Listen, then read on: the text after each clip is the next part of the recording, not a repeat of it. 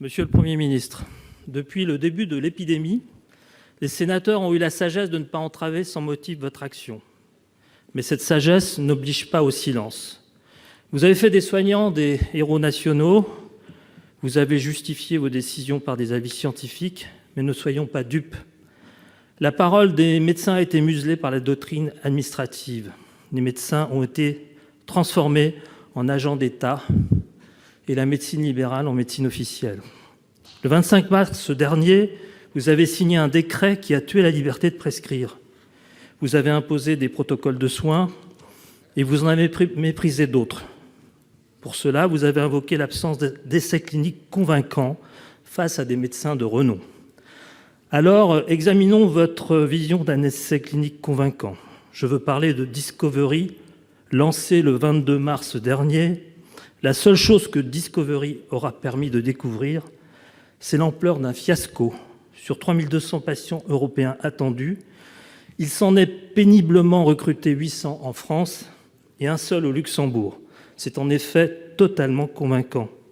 Pendant ce temps, vous avez incité les médecins à prescrire du Rivotril injectable dans les EHPAD pour dissimuler la pénurie d'autres produits.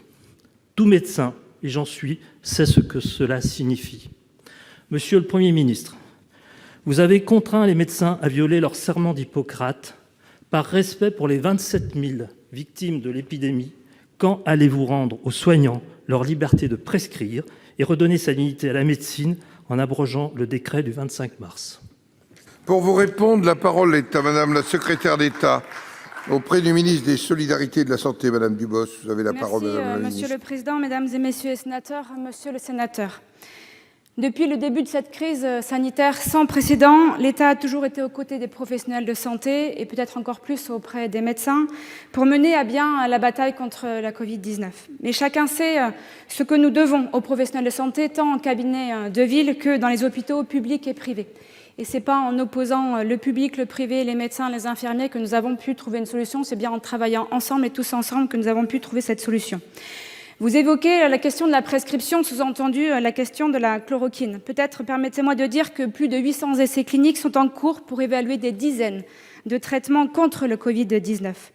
Les dernières publications qui ont été publiées et validées ne sont pas en faveur de l'utilisation en pratique courante d'un traitement à base de chloroquine en mono- ou bithérapie.